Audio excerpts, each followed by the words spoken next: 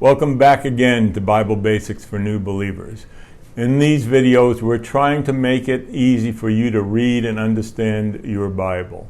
Today we will be looking at the minor prophets. We have already looked through the major prophets, and if you've missed that video, there are links above and below.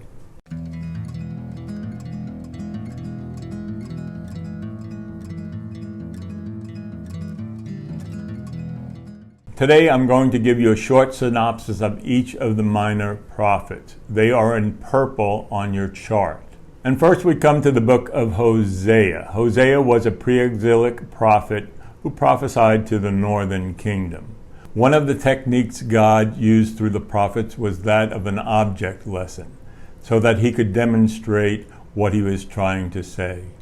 Hosea is commanded by God to marry a prostitute, and he takes her back time and time again, even though she is unfaithful to him, ultimately buying her back from the slave market. And this illustrates the unfaithfulness of Israel to God time and time again, yet God would remain faithful to them. The next book we want to look at is the book of Joel. Joel was a pre-exilic prophet to the southern kingdom. He warns about the coming day of the Lord in which God is going to judge all peoples. In a vision, he sees a swarm of locusts, which is a picture of the upcoming invasion by Babylon, where they will destroy the land of Judah. While Joel is about judgment, he also makes this statement that one day the Lord will restore all the land that the locusts have eaten. So God again will be a faithful God. Next we look at the book of Amos. He was a pre-exilic prophet to the northern kingdom. He warns about the lack of justice in the land, and despite the fact that at his point in time they are experiencing prosperity, God will ultimately bring his judgment. After Amos, we have Obadiah, who is a pre-exilic prophet to the Gentile nation of Edom. You may recall the story of Jacob and Esau back in Genesis. Esau would become the father of the nation of Edom. When Judah falls under attack, Edom does not come to her aid, and in fact does help the attackers. This angers God, and he sends Obadiah to tell them he will bring judgment on the nation of Edom and destroy it. Now we have Jonah. He was a pre-exilic prophet to the nation of Assyria. Most of us are familiar with the story of Jonah being swallowed by the whale.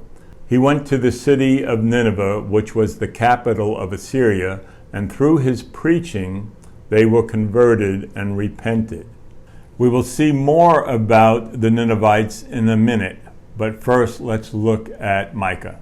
Micah is a pre-exilic prophet to the southern kingdom. He first warns the northern kingdom about the invasion of Assyria, but he then turns to the southern kingdom and tells them their fate could be the same, especially if they do not show more justice and if they do not take care of the weak and the poor. We said we'd get back to the Ninevites. Well, we do through the book of Nahum. Nahum was a pre-exilic prophet to the Assyrian nation. Although the people had repented at the time of Jonah, we now find them back to their old ways. And as they go back to their wickedness, Nahum is sent to show that God will judge them. Our next prophet to look at is Habakkuk. Habakkuk was a pre-exilic prophet to the southern kingdom. What we see in the book of Habakkuk is the prophet wrestling with God that he would use Babylon, who is a more wicked nation than Judah, to discipline the people of God. God reassures him that he will eventually punish Babylon, but he will restore Judah. Next we come to Zephaniah, who is the last of the pre-exilic prophets to Judah. He warns the people of upcoming judgment. Although his preaching does result in reforms, it's too little, too late, and ultimately God is going to judge Judah. Now we come into the post-exilic prophets. Remember, at this point in time, there is no longer a northern kingdom, there is only a southern kingdom. And now that southern kingdom, which we call Judah, has been allowed to return back after the 70 years of exile. So we come to the first post-exilic prophet, which is Haggai. Haggai talks to the people because after the return, they started rebuilding the temple. But because of opposition, they stopped. Haggai comes along and tells them their lack of prosperity is a result of their putting their own needs above God, and they need to reprioritize and begin building the temple again. Next, we come to the book of Zechariah. And Zechariah, like Haggai, is exhorting the people to rebuild the temple because through the building of the temple, God intends to bring the Messiah.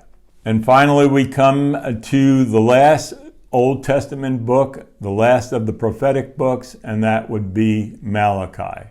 Malachi is obviously post-exilic to the remaining nation. And this is the last word from God. Although they have rebuilt the walls of Jerusalem and the temple, they have once again turned away from God and his law. The promise of a son of righteousness and Elijah are the only things keeping God from completely destroying the nation. The Old Testament ends here on a very low note. On our next video, we are going to have a brief review of all the Old Testament.